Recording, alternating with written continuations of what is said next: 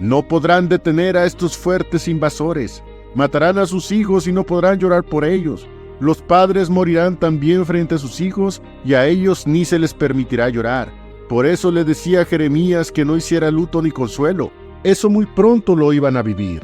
Ya los planes de Jeremías no parecían tan importantes ante todo lo que venía. Esto es una gran enseñanza para nosotros, pues somos muy dados a tener planes para nuestra vida, lo que no es necesariamente malo, pero hay que entender que un buen día puede llegar a Dios a destruir todo lo que teníamos ideado y dar una orden aplastante. ¿Y qué vamos a hacer al respecto? Si Dios desea que ocurra algo, ¿quién lo puede detener?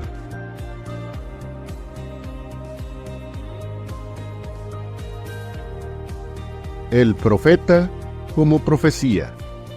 No tomarás para ti mujer, ni tendrás hijos ni hijas en este lugar. Jeremías 16, versículo 2.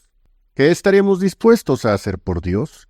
Él, por amor, no tuvo por usurpación ser igual a Dios y se hizo hombre, sufriendo muerte de cruz para que nosotros por este acto de amor seamos ya de Él para siempre.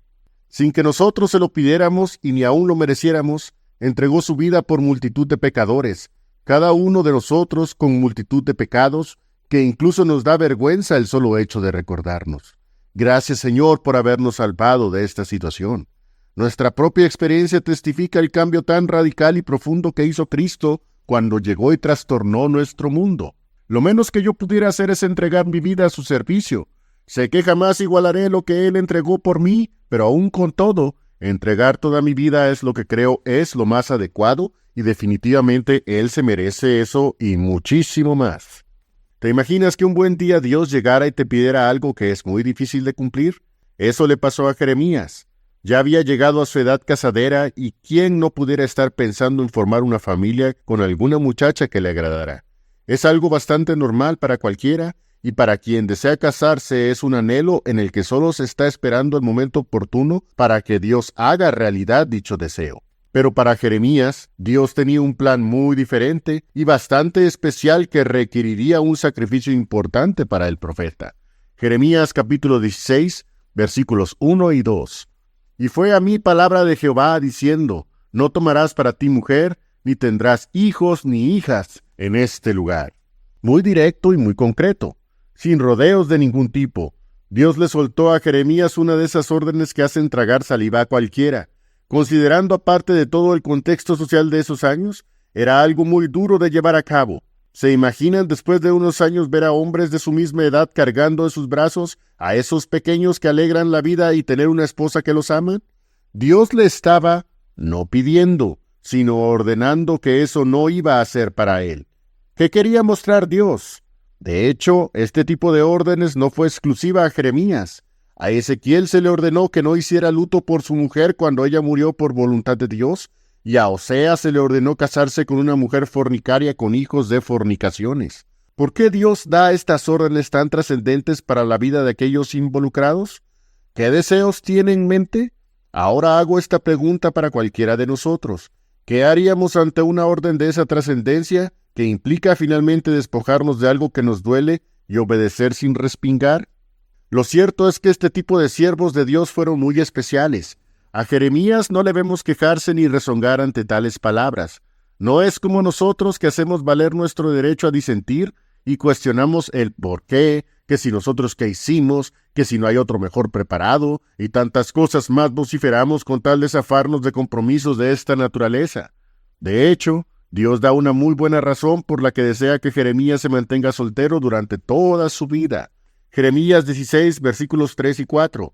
Porque así ha dicho Jehová acerca de los hijos y de las hijas que nacieren en este lugar, y de sus madres que los parieren, y de los padres que los engendraren en esta tierra.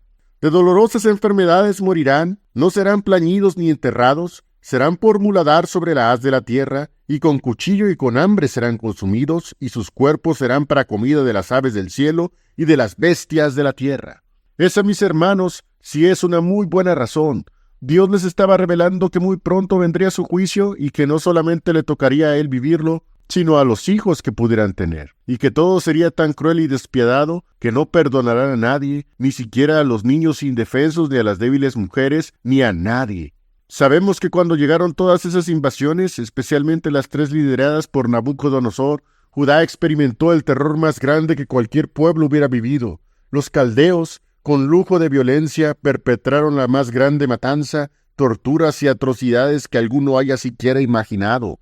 Hambre, pestilencia, violaciones, decapitamientos, torturas inenarrables, hijos golpeados frente a sus padres, mujeres violadas frente a sus maridos, hombres enterrados hasta el cuello para que luego fueran devorados lentamente por hormigas y alacranes, etcétera, etcétera. Fue una auténtica masacre y Dios no movió un dedo para detenerla.